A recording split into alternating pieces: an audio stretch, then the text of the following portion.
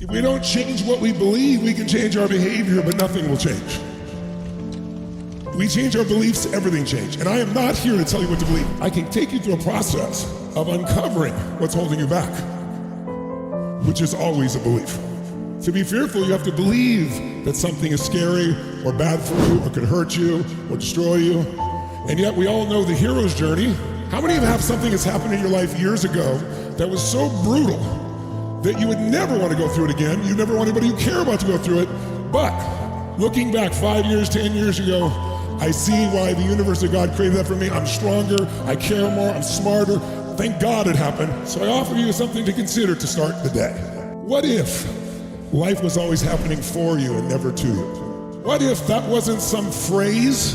What if it was the deepest truth in your destiny, in your soul? That everything that has ever happened has happened for a reason and a purpose, and that it serves you, but it's our job to find how it serves us. What would happen if everything in your life, every single thing was happening for you, even the things you thought were happening to you? When you begin to recognize that, life becomes filled with a sense of guidance and faith and purpose, and you start realizing that problems really are gifts because they called you to grow in ways you wouldn't have without them, and that maybe you'd prefer not to have some of them, but if you're proactive, maybe you get less of those problems, or you at least get better quality problems.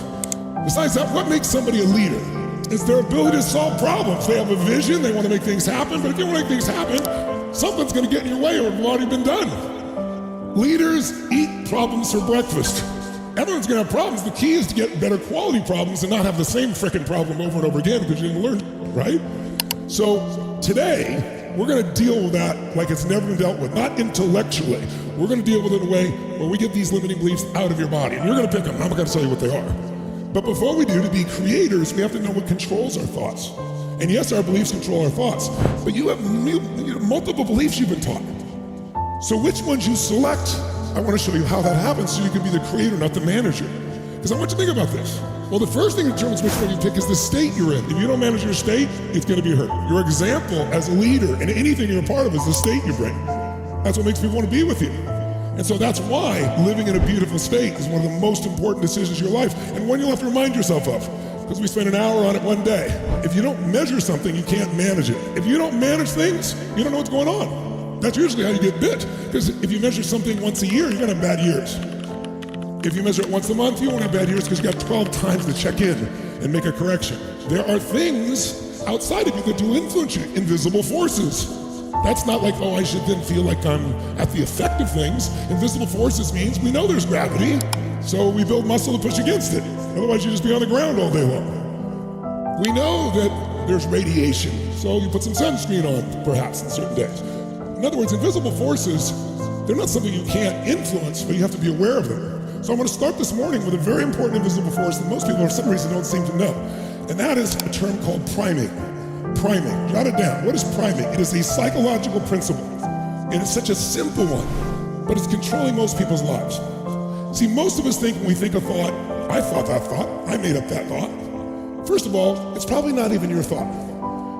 I want you right now to think of your most stressful thought. In fact, just do me a favor. For 1 second, take out your paper or your iPad or your phone, whatever. Write down what are your 1 or 2 most stressful thoughts that come up in your life, just for a second. About yourself, about your family, about finance. What is it that maybe grabs you at times? When you have this thought, what do you start to feel? What do you start to do? When you have this really stressful thought, how do you start to become? How do you start to act? How do you start to feel? How do you behave when you let this stressful thought dominate your thinking? If you know 1 or 2 stressful thoughts that really get you, you kind of know what tends to trigger them, what you feel, the experience, real fast, think of a really positive thought that sometimes strikes you. What's a thing you focus on sometimes that lights you up? What's a thought you have that makes you really happy? What's a thought that makes you feel really fulfilled? What's a thought that makes your life feel meaningful? You may not have it as much as the other thought,